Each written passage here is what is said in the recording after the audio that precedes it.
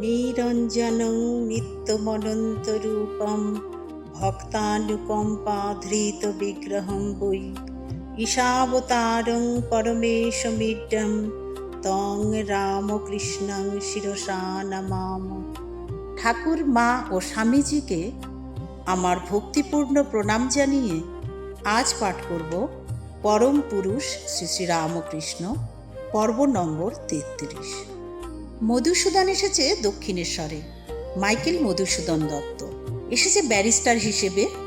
মথুরবাবুর বড় ছেলে দারিক ডেকে এনেছে বারুদঘরের সাহেবদের সঙ্গে যে মামলার জোগাড় হয়েছে সেই উপলক্ষে।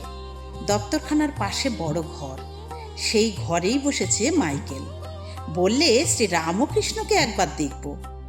খবর গেল রামকৃষ্ণের কাছে। রামকৃষ্ণ যেতে চায় না। অত বড় গণ্যমান্য লোক, দুর্দান্ত সাহেব, তার কাছে গিয়ে দাঁড়াবে কি? হৃদয়কে বলে, তুই যা। হৃদয় গেলে হবে কেন? দারিক বিশ্বাস আবার তাগিদ পাঠালো। নারায়ণ শাস্ত্রী ছিল সামনে। রামকৃষ্ণ বললে, তুমিও সঙ্গে চলো। ইংরেজি টিংরেজি জানি না, কি বলতে কি বলবো তার ঠিকানা নেই। দুজনেই এসে দাঁড়ালো মাইকেলের মুখোমুখি। রামকৃষ্ণ ঠেলে দিল নারায়ণ শাস্ত্রীকে। বললে, তুমি কথা কও। নারায়ণ শাস্ত্রী সংস্কৃতে আলাপ চালালো। মাইকেল বললে, বাংলাতেই বলুন। নারায়ণ শাস্ত্রী বললে, তুমি নিজের ধর্ম কেন ছাড়লে? মাইকেল পেট দেখালো।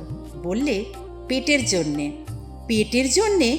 চটে উঠল নারায়ণ শাস্ত্রী। পেটের জন্যে তুমি ধর্ম ছাড়লে? তোমার বাপ পিতে মোর ধর্ম? যে পেটের জন্য ধর্ম ছাড়ে তার সঙ্গে কি কথা কইব? ঘৃণায় মুখ ফিরিয়ে নিলে। কিন্তু আপনি কিছু বলুন। মাইকেল মিনতি করলে রামকৃষ্ণকে। এক মুহূর্ত স্তব্ধ হয়ে রইল রামকৃষ্ণ। বললে, আশ্চর্য, আমি কিছুই বলতে পারছি না। কে যেন আমার মুখ চেপে ধরেছে। রামকৃষ্ণের চাইতে মাইকেল বয়সে 12 বছরের বড়। তা হলেই বা কি? করজোর করল মাইকেল। বললে, আমাকে কেন আপনার কৃপা হবে না? আমি আপনার ভক্ত। সে কথা নয়, আমি তো চাই কথা বলতে, কিন্তু বারে বারে কে যে আমার মুখ চেপে ধরছে, কথা কইতে দিচ্ছে না। মরমে মরে গেল মাইকেল। সে কি এত অবাজন, এত পরিত্যাজ্য? বাজলো বুঝি রামকৃষ্ণের। বললে, গান শোনো, গান শুনলে শান্তি পাবে। রামপ্রসাদী গান ধরল রামকৃষ্ণ। রক্তাক্ত ক্ষতে যেন প্রলেপ পড়ল। শান্তিতে চোখ বুঝল মাইকেল। কিন্তু নারায়ণ শাস্ত্রীর রাগ যাবার নয়। রামকৃষ্ণের ঘরের সামনের দেয়ালে কয়লা দিয়ে বড় বড় অক্ষরে বাংলায় সে লিখলে, পেটের জন্য ধর্ম ছাড়া মূঢ়তা। মথুরকে বামনি বলতো প্রতাপরুদ্র। কত কি করলেন প্রাণ ঢেলে। আলাদা ভাড়ার করে দিলেন সাধু সেবার জন্যে। গাড়ি পালকি যাকে যা দিতে বলেছে রামকৃষ্ণ দিয়ে দিলেন। একবার সাধ হলো ভালো জরির সাজ পরবে আর রূপোর গুড়গুড়িতে তামাক খাবে। সব কিনে পাঠিয়ে দিলেন মথুরবাবু। জরির সাজ পরে গুড়গুড়ি বাগিয়ে নানা রকম করে টানতে লাগলো রামকৃষ্ণ। একবার এপাশ থেকে, একবার ওপাশ থেকে, উঁচু থেকে নিচু থেকে। মনকে বোঝালো, মন, এরই নাম সাজ, আর এরই নাম রূপোর গুড়গুড়িতে তামাক খাওয়া। অমনি খুলে ফেললো সাজ, খুলে ফেললো গুড়গুড়ি। কামনা থাকতে ভোগ লালসা থাকতে মুক্তি নেই। আমি তারই জন্যে যা যা মনে উঠতো অমনি করে নিতাম। বড়বাজারে রং করার সন্দেশ খেতে ইচ্ছে হলো, খুব খেলুম। তারপর অসুখ। ধনেখালির খইচুর, কৃষ্ণনগরের সর ভাজা, তাও খেতে স্বাদ হয়েছিল, ছাড়িনি একটাও। মথুরবাবু এসে বললেন, তার স্ত্রী জগদম্বার মরণাপন্ন অসুখ। ডাক্তার কবিরাজরা জবাব দিয়ে দিয়েছেন, স্ত্রী তো চলেছেনই, সঙ্গে সঙ্গে তার এই বিষয় আশয়ও শেষ হয়ে যাবে। পাগলের মতো হয়ে গিয়েছেন। তাকে ধরে পাশে বসালো রামকৃষ্ণ। কি হয়েছে? এত উতলা হবার আছে কি? রামকৃষ্ণের পায়ের উপর পড়লেন। বললেন, আমার যা হবার তা তো হবেই, কিন্তু বাবা, তোমার সেবা আর করতে পাবো না। ঝরঝর করে কেঁদে ফেললেন মথুরবাবু। করুণায় মন বুঝি ভরে গেল রামকৃষ্ণের। বললেন, যাও, বাড়ি যাও, তোমার স্ত্রী দিব্যি ভালো হয়ে উঠেছেন। ফুল্ল মনে বাড়ি ফিরলেন মথুরবাবু। দেখলেন এ কি ইন্দ্রজাল? স্ত্রীর দেহে আর রোগ নেই। ইন্দ্রজাল নয়, ওই রোগ এই দেহের মধ্যে টেনে এনেছি, বললেন রামকৃষ্ণ। 6 মাস ভুগল এক নাগাড়ে। বর্ষা আসতেই মথুরবাবু ভাবিত হলেন, গঙ্গার জল এখন লোনা হয়ে উঠবে, আর খাবার জল বলতে তো ওই গঙ্গা জলই। নির্ঘাত তবে ফের পেটের অসুখ করবে রামকৃষ্ণের। এখানে থেকে তবে আর কাজ নেই, কয়েকদিন বরং দেশের বাড়িতে গিয়ে থেকে এসো। মন্দ কি, দেখে আসি একবার জন্মভূমি। 8 বছর এই দেশ ছাড়া, দেখে আসি একবার সারদাকে। মাগো, তুমি যাবে কামারপুকুর? চন্দ্রমণিকে শুধল রামকৃষ্ণ। না বাবা, গঙ্গা তীর আর ছাড়বো না, এইখানেই কাটিয়ে যাব বাকি জীবন। তুমি বামনিকে নিয়ে যাও। না বলতেই প্রস্তুত বামনি। আর কে যাবে সঙ্গে? কেন হৃদয়? দেশে গায়ে রটে গেছে, পাগল হয়ে গিয়েছে রামকৃষ্ণ। কাছা খুলে ফেলে আল্লাহ আল্লাহ করছে। স্ত্রী বেশ ধরে গয়নাকাঠি পরে ঢপ গাইছে। একবার চোখে আঙুল দিয়ে সবাইকে দেখিয়ে আসি।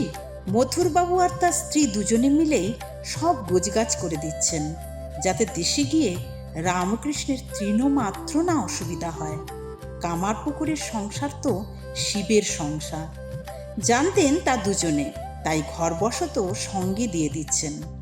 মেয়েকে শ্বশুরবাড়ি পাঠাবার সময় বাপমা যেমনটি করে দেয় সাজিয়ে গুছিয়ে, প্রদীপের সলতেটি থেকে দাঁতের খড়কে কাঠিটি পর্যন্ত। গ্রামে আনন্দ বাজার বসে গেল। ওরে, শুনেছিস রামকৃষ্ণ এসেছে? সঙ্গে কি এক ভৈরবী, হাতে মস্ত ত্রিশূল। চল দেখবি, চল। জয়রামবাটিতে সারদাকে খবর পাঠালো রামকৃষ্ণ, ব্রাহ্মণী এসেছেন, তুমি এসো। তুমি নইলে কেউ সেবা করবে, সঙ্গে মা আসেননি, কিন্তু উনি তোমার শ্বশ্রুমাতা। সত্যিকারের এই প্রথম স্বামী সন্দর্শন সারদার। 14 পেরিয়ে সে এখন 15-এ পা দিয়েছে।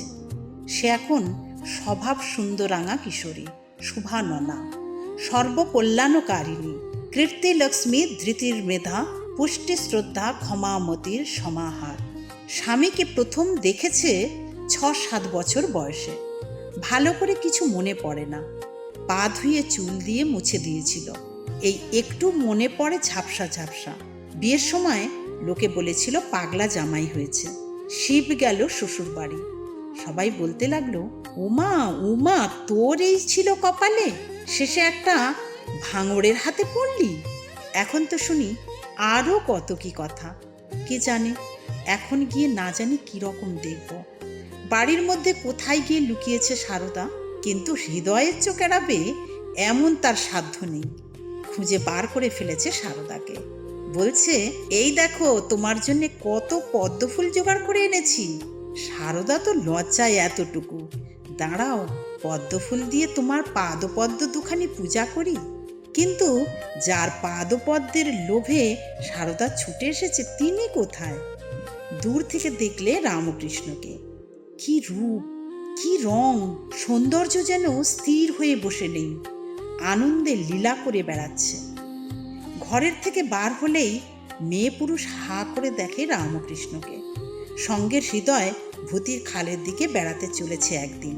মেয়েরা জল ভরছে খাল থেকে, আর জল ভরা চারপাশ থেকে দেখছে সবাই এক দৃষ্টে। বলা বলি করছে, ওরে ওই ঠাকুর, ওই রামকৃষ্ণ।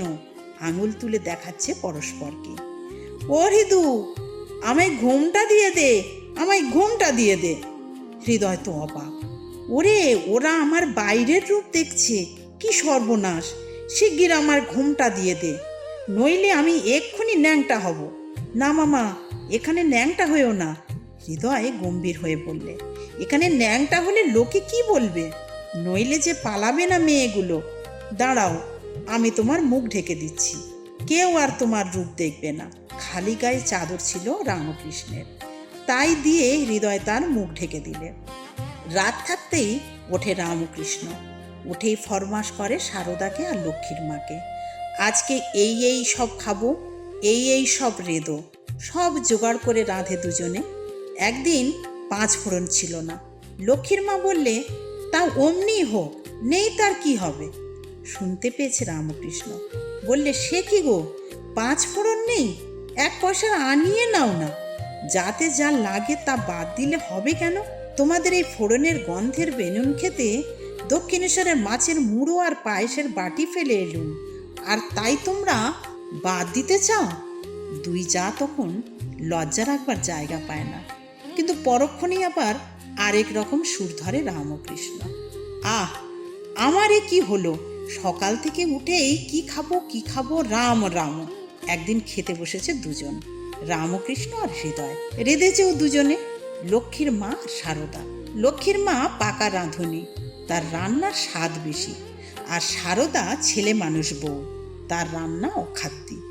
লক্ষ্মীর মা যেটা রেঁধেছে সেটা মুখে তুলে রামকৃষ্ণ বললে, ও হৃদু, এ যে রেঁধেছে সে রামদাস বদ্যি। আর সারদা যেটা রেঁধেছে সেটা মুখে ঠেকিয়ে বললে, আর এ যেটা রেঁধেছে সে ছিনাথ সেন। রামদাস ভালো চিকিৎসক, আর ছিনাথ সেন হাতুড়ে। রামকৃষ্ণ বুঝি একটু ঠেস দিল সারদাকে।